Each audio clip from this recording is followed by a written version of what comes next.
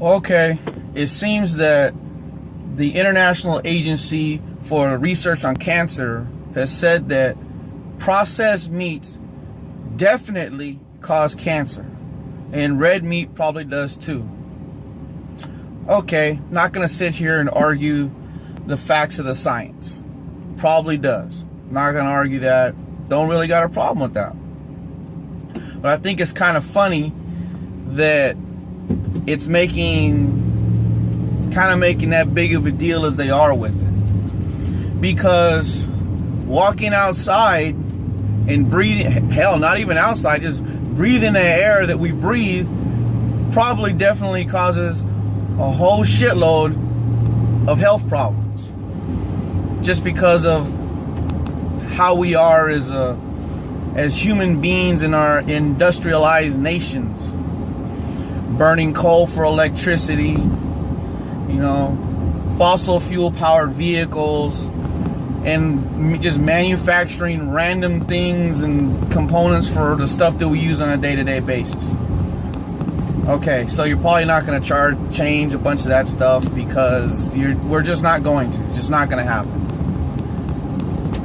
But I think it's kind of funny, the timing of this thing about processed meat definitely causes cancer, seeing how that the Department of Agriculture and the FDA are going to be putting out new guidelines for, the health of what we eat, what's recommended, which affects a lot of things. It affects stuff like school lunch programs. What types of food can be funded for school lunch programs depending on, what the federal guidelines are for what we should be eating on a day-to-day basis, calorie intake, types of food, health of those types of food, and whatnot. So, and I believe that comes out every 5 years. I believe it's 5 years. That's where you get we had the food pyramid. Now I think it's a pie chart now. It's a food plate divided up into sections of how much of what you should be eating. And I get it. We want to be healthy as a society to cut back on the diseases that, that follow us around due to our eating habits. But what cracks me up about that is that if you go to a fast food restaurant right now, we all in agreement, including myself, and I'm a fast food eater, that fast food is near the bottom of what is healthy for us to eat. But because of the convenience and the time schedules, and you need to grab something to eat and whatnot, which is not an excuse, but it is what it is. If I decided I wanted to get a salad at one of these fast food places, or any restaurant for that matter, I'm probably going to pay equal to, if not more, than that hamburger meat value meal, or that, that steak, or those pork chops and baked potatoes and whatnot. To me, it makes no sense if you understand what the salad is made out of. And I'm not talking one of those salads that had railroad tracks. I'm not talking one of those salads that has 3,000 items piled in it. I'm just talking a normal romaine lettuce salad with some cucumbers, some carrots in it, mixture of some greens and some type of salad dressing.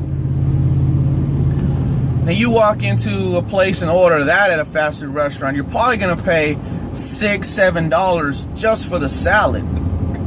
Not to mention if you want something to drink with it, that's another $2. Whether it's a soft drink or orange juice or whatnot. Hell, a bottle of water I think is probably like $2.50.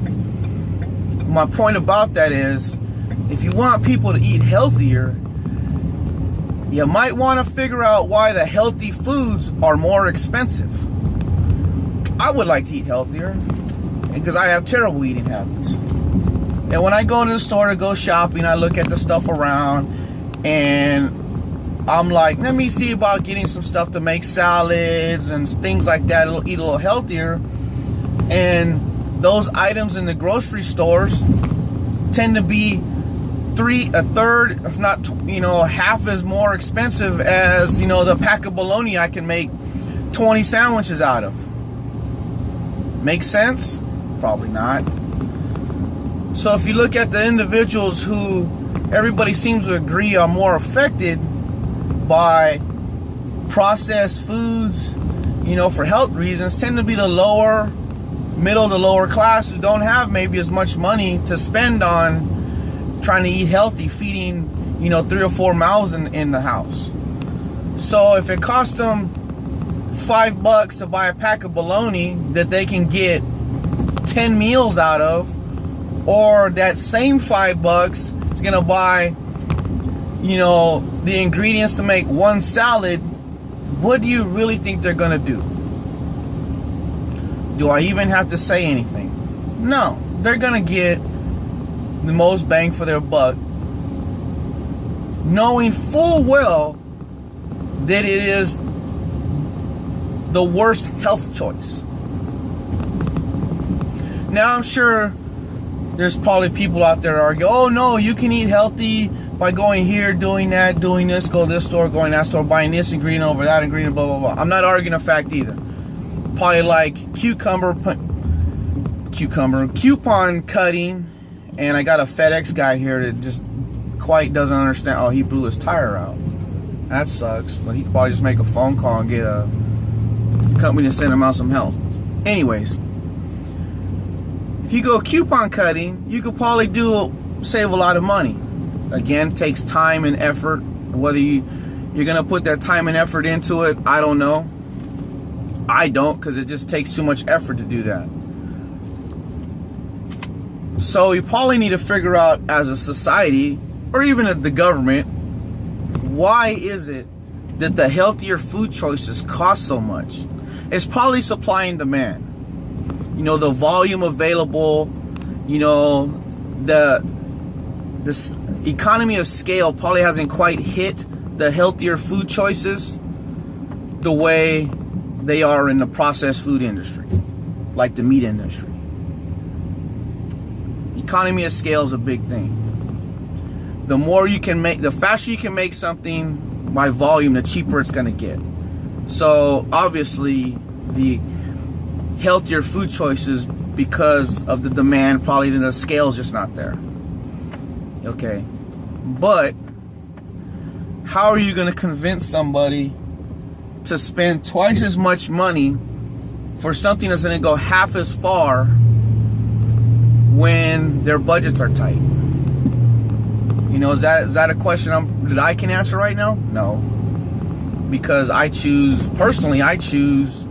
to go the more bang for my buck, and I'm actually in a pretty good situation financially.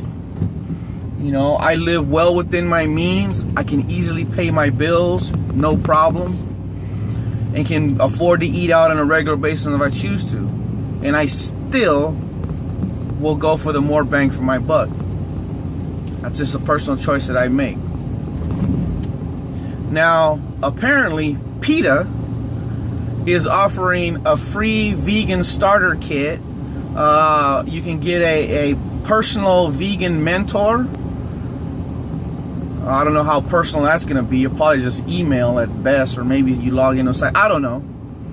To help people who are ready to change their eating habits to avoid, getting cancer from processed meats. Hey, more power to them. Going vegan, I wouldn't do it. Not going to do it. I like eating meat.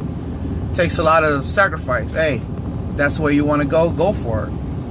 Okay, whatever. Your choice. If you're an adult, hey, you can make those kind of decisions. I think it's funny that I've never heard that before, but then again, I really don't follow that world or that program, or I should say that group, hardly at all. Because to be honest with you, the things that they find important, that they want to change, I'm not saying they're a waste of time or nothing like that. Hey, they got what their agendas are, whether good or bad. I'm not saying they're good or bad. I'm not saying they're waste time. They're just, for me personally, most of them, I got other things that I feel I should deal with before that. I don't think I know any vegans. I'm not sure. I'm pretty sure I don't, though, because from what I understand, being a vegan is different than just being a vegetarian. And if I remember right, being a vegan is probably the extreme version of not eating meat proteins at all. I don't even think they eat fish. I'm no expert, so I'm not going to say one way or another, but I'm pretty sure that being vegan is the most extreme end of, not eating meats, even more than a vegetarian. So not for me, not going to do it. Hey, I like meat. I like digging into a nice steak. I like pork chops. That's just where I'm at with that.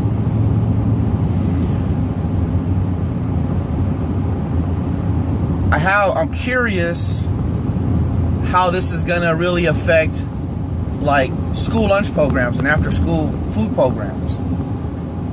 Because as it is, we rob the educational system left and right to pay for other bullshit, in my opinion.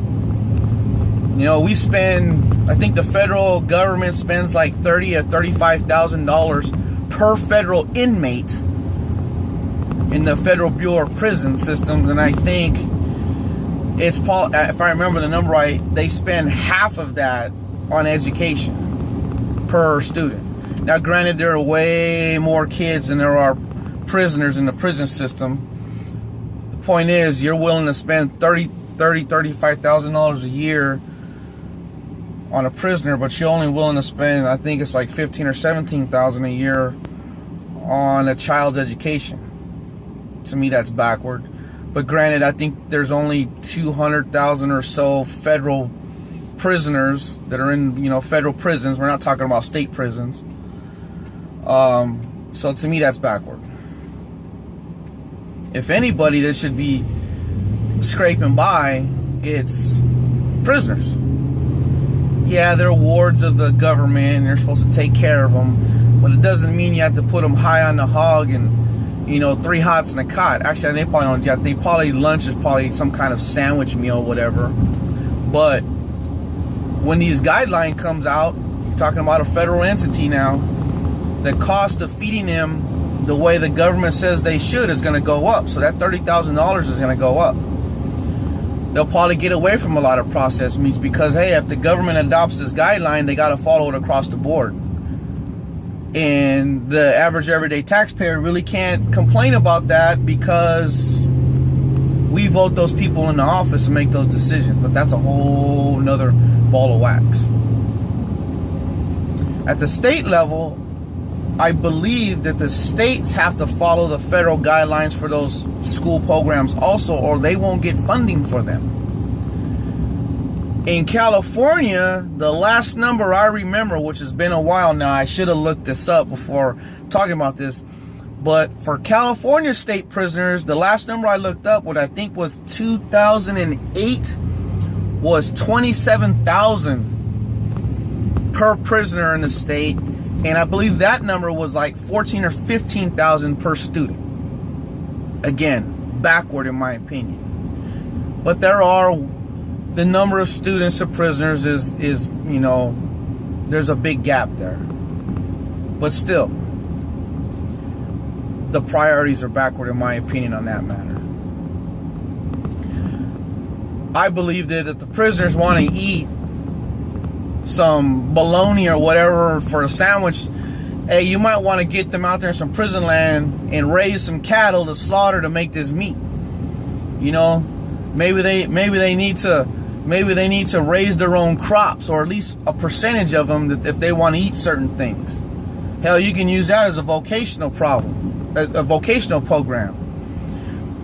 Create a bunch of farmers, and when they get out of prison, hey, they learned all these skills on how to grow crops and raise animals. Hey, maybe that's something you can lump that together. But hey, that's another topic to talk about another time, of which I've talked with my buddy who I work with over the years at least 30 different times. But I'm really curious to see what the new food guidelines are going to be now that this research has come out. That's not a government agency, by the way. It's independent. And from what I read, that they're pretty on board with everything they do. They don't really have a lot of, agendas of their own. From what I've read, they're pretty on board. But, everybody kind of leans one way or the other. So if all of a sudden processed meats definitely cause cancer, I honestly can't see a government entity going, oh yeah, it's okay, man, we'll keep buying them bologna and give them cancer, and then only feeding that to the low, middle, and lower class. There's a food for thought. Or maybe they keep doing it and don't give it to the middle, upper class. Yeah, but there's, that can cause a whole lot of arguments. And no, I am not advocating for feeding unhealthy food to poorer people and healthy food to rich people. We should all be afforded the same opportunities to eat either or as our choosing. Because we're, one of the great things about this country is we're allowed to make those choices. Just like we know smoking cigarettes causes cancer, or I should say the chemical compounds in them are known to cause cancer, but we're still afforded the opportunity to go out and spend $20 a pack to go smoke up some cigarettes if we seem fit. Same with alcohol. Alcohol definitely has a lot of bad health effects on our bodies, but as adults, we're still allowed by the government to go out and spend money to buy alcohol and consume alcohol as basically as we see fit. It's a right, it's a freedom that we have in this country. Just like right now, I forgot the number of states who have legalized marijuana use. Used to be classified as actually the government still has it as a class 1 drug, which basic description means it has no medical use. If I'm pretty sure that's what that means, or slightly worded that way, maybe a little bit different. But there are states now that say, no, we're going to allow this because our citizens of our state say this is okay. So when the state, it's okay. Now there's a bunch of adults who made that decision, and they're going to deal with all the things that come along with it, all the health consequences that can be associated with that, just like smoking cigarettes. But we don't provide cigarettes to elementary after school programs, or middle school after school programs, high school after school programs. Because you got to be 18 years old to smoke cigarettes. Got to be 21 years old to buy alcohol and legally drink it. So they're not dealing with that. I'm a volunteer coach at a high school, and I'm usually there right about the time that they're offering their after school. I think they call it snack after school meal. And I see it, and I look at it and go, man, they're preparing all these kids to go into the military and eat field food because that's what it looks like. Utter crap. You eat it because you're hungry. I mean, that's how I saw it. Some of that stuff I would have chose to go hungry that day, because I was like, ugh, what is this? Terrible. Terrible. It's like, ugh. Yeah, it's like, do you hate them that you're feeding them that food? But hey, it's what they can get with the money and the funding that they have. And I don't really know the inner workings of it. I'm pretty sure there's some sort of menu that they have to follow to a certain degree, and you're kind of stuck with what you got. You got to use what you got to use. I guess something's better than nothing. The other thing that came up with the article I read about this was that I'm not sure who did it, and even if I read who it was, I'm just not going to go there with it. But an entity compared the meat industry to the tobacco industry, the coal industry, and asbestos. Okay, kind of dramatic. Hey, eating meat, you might as well be sucking on a chunk of coal and while you're smoking some cigarettes and wearing a sweater made out of asbestos. Come on. Little dramatic, a little over the top, but I get it. Shocking things are what people remember. Shocking things are what make people make decisions and choose to do one thing or another. I get it. I thought it was funny. I wouldn't have used those analogies, or I should say, I wouldn't use that comparison, but it is what it is. You know, dramatic things shock you into action, I guess. I mean, they could have said, oh, by the way, don't go outside and breathe the air while you're sucking on your piece of coal, smoking a cigarette, and wearing your asbestos sweater, because the air you're breathing outside probably causing all kind of adverse health effects also, with all this stuff floating around in the air. We always hear about that. So I mean, you could just get all extreme and over the top with it if you want to. You know, if that's what you feel, you know, get you to move or make a decision. But the topic itself is interesting, and I can't wait to discuss this with my friend, who I hopefully maybe later today we'll get it on video. And I'm pretty sure he's got some pretty good opinions on the matter. We probably kind of see the same way. We're both meat eaters, and we know it, and you know, we both admit that we're overweight and we don't eat good at all. But hey, we're adults, right? I can't wait to ask him, see what his opinions are. I'll give him a little background on it, because I'm not sure if he read the article or not, and just see what he says about it. I think it's pretty funny myself. But for lunch, I'm probably going to go get I don't know, I might go to Burger King today, give me some cheeseburgers for lunch today, and celebrate the fact that processed meats definitely cause cancer. Not most likely, not contribute to, not if you eat too much of it, it'll make your risk higher, but processed meats definitely cause cancer. So if you take that at face value, at the extreme meaning of it, that means I might as well keep eating processed meats, because I've already caused my body to develop cancer, because I've been eating processed meats as long as I can remember.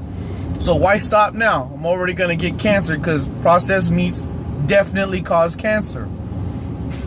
That's what's funny to me. It's like, okay, so all the newborn babies right now, maybe they never eat processed meats and they won't get cancer from processed meats, but they'll get cancer from carcinogens in the air that we're breathing. Hey, so I'm going to continue to get my processed cheeseburgers from Burger King, because I actually like those. You know, probably a lot of people go, oh, you're terrible, you're nasty. But hey, I've already got cancer apparently, so I might as well keep on, you know. I'm halfway through my expected life cycle anyway, because the leading cause of death is being alive. In case some of you haven't realized that. That is the leading cause of death, being alive. Everybody dies because they were alive. Not getting away from that one. So anyway, that's my little 2 cents on that little topic. Not getting into science, not disputing the fact, just my opinion of the information in general. I'm not a scientist. I'm not going to sit here and say these compounds and that compounds, don't do this, don't do that, blah, blah, blah. I'm not going to do it. Not my expertise. Not going to act like I know. Just the overall information given to society in general to me on the topic, the way it came out, is entertaining to me, to say the least.